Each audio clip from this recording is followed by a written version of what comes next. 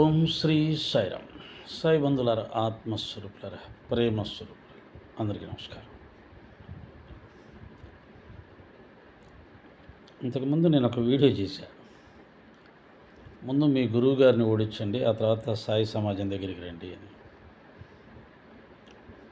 దాని కింద సనాతన ధర్మాన్ని ఇష్టపడే ఒక భక్తుడు పెట్టిన పోస్టింగ్ ఏంటంటే, ఏమి గురువు గారు ఏమైనా తోపుల డబ్బు కకృతి పడేవాళ్ళు అని ఒక స్టేట్మెంట్ పెట్టాడు. వీళ్ళకి గురువులంటే తెలియదు,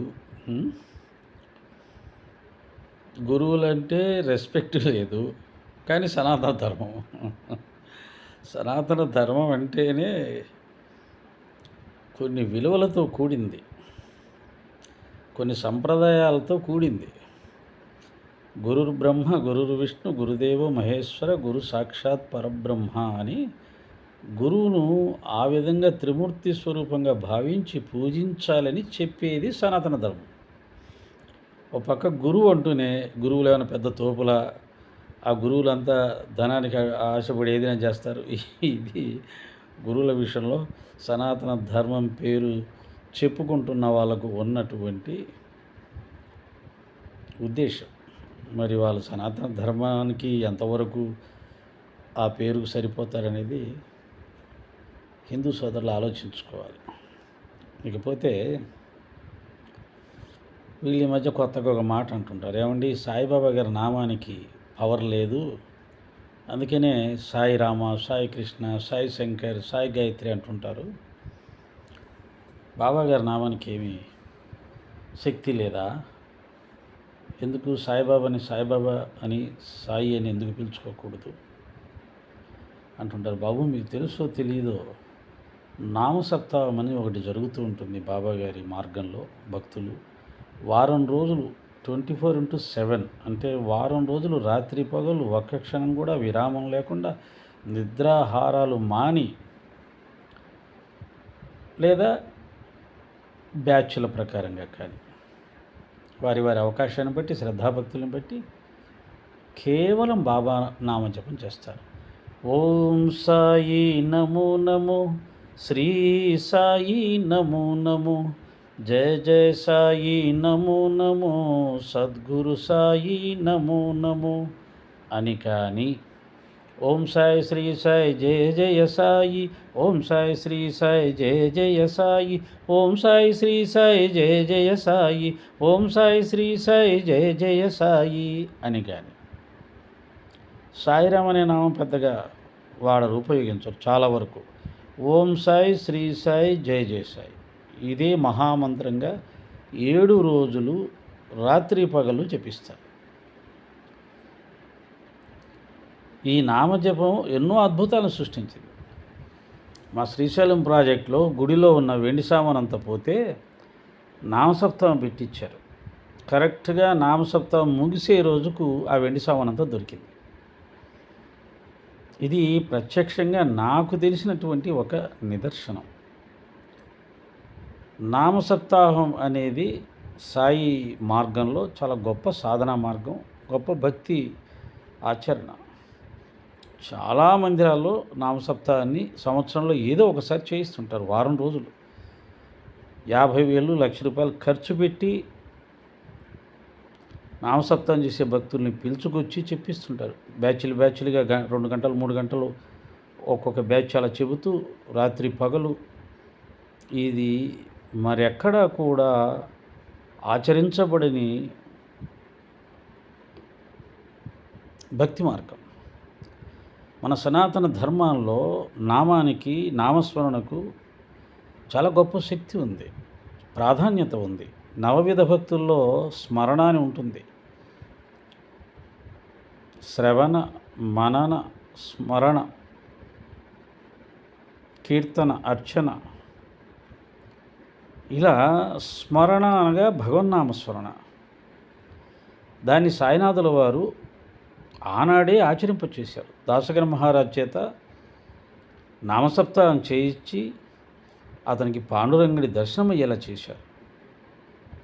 అలా ఎప్పుడో సనాతన ధర్మంలో ఆచరించబడి మర్చిపోయి మరుగున పడినటువంటి నామ మహిమను తిరిగి సనాతన ధర్మంలో తన భక్తుల చేత ఆచరింపచేసి సనాతన ధర్మంలో ఉన్నటువంటి ఒక గొప్ప సాధనా మార్గాన్ని మళ్ళీ సాయి భక్తులకు అందజేశారు.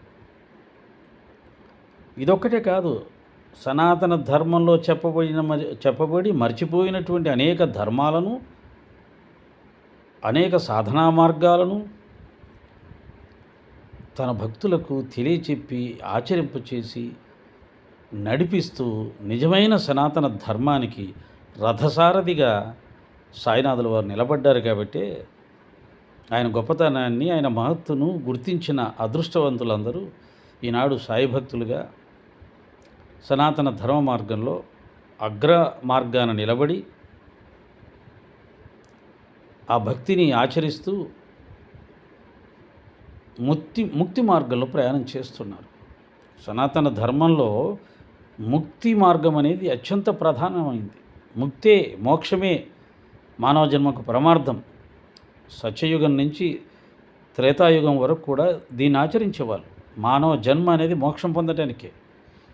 ఆ మోక్షం పొందడం అనేది అనన్యమైన భక్తిని ఆచరించి ఈ జన్మను చరితార్థం చేసుకోవాలని ఆనాటి మానవులు భావించి దానికోసం జీవించేవారు. తిరిగి ఆ యొక్క ధర్మాన్ని, ఆ లక్ష్యాన్ని మానవ జాతికి అందించిన సమర్థ సద్గురు షిరిడి సాయిబాబా. అందుకనే సాయిబాబా భక్తులు అంత ఆనందంగా ఆ భక్తిలోని, ముక్తిలోని, ఆ ముక్తి మార్గంలోని ఆనందాన్ని చవి చూశారు. కాబట్టే ఆ మార్గాన్ని ఎవడు చెప్పినా విడిచిపెట్టాడు. అది భక్తిలోని శక్తి. ఓకే, కాబట్టి సాయిబాబా గారి యొక్క, ఇంకా మీకు చెప్పాలంటే శరద్ బాబుజీ గారు అని ఒక గురు మార్గంలో, అంటే బాబా గారి గొప్పతనాన్ని తెలుసుకొని భక్తులకు అందజేసి గురు స్థాయికి ఎదిగి గురువుగా భావించబడి ఆయన్ని ఆదర్శంగా తీసుకొని పోతున్న కొంతమంది భక్తులు ఉంటారు, సాయి భక్తులు. వాళ్ళు ఇంక ఏ నామము పలకరు. సాయి బాబా, సాయి బాబా, సాయి బాబా, సాయి బాబా, సాయి బాబా, సాయి బాబా, సాయి బాబా, సాయి బాబా, సాయి బాబా అంటుంటారు. మా బావగారు గుంటూరు సుబ్రహ్మణ్య రెడ్డి గారు, మా మిత్రులు పద్మయ్య గారు, రమేష్ గారు, వీళ్ళందరూ కూడా సాయిబాబా అంటారు. ఇంకో మాట అనమన్నా అనరు. వాళ్ళకి సాయిబాబా అనే నామమే మహామంత్రం. ఓకే, అలాగా సాయిబాబా అనే నామాన్ని మాత్రమే పలికే సాయి సమాజం ఉంది. ఓం శ్రీ సాయినాథాయ నమః అనే నామాన్ని పలికే సాయి సమాజం ఉంది. సాయి రామ్ అని పలికే సాయి సమాజం ఉంది.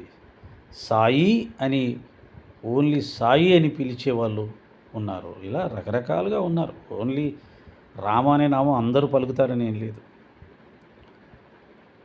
రాముని ఇష్టపడే వాళ్ళు రామనామాన్ని కూడా గురునామానికి తగిలించి సాయిరామ్ అంటూ ఆనందిస్తుంటారు.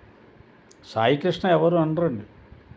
ఎవరన్నా పలకరిస్తే సాయిరామని పలకరించుకుంటారు, కానీ సాయి కృష్ణ అని ఎవ్వరూ పలకరు. సాయి శంకర్ అని ఎవ్వరూ పలకరు. సాయి గాయత్రి అని ఎవ్వరూ పలకరు. అది ఉట్టి భ్రమ. కాబట్టి ఓన్లీ సాయి నామానికి కూడా కావలసినంత శక్తి ఉంది. అలా పలికిన వాళ్ళు ఉన్నారు, అలా పలికి ముక్తిని పొందిన వాళ్ళు ఉన్నారు, శక్తిని పొందిన వాళ్ళు ఉన్నారు. ఓకేనా? సాయిరామ్ తెలుసుకుంటుండండి.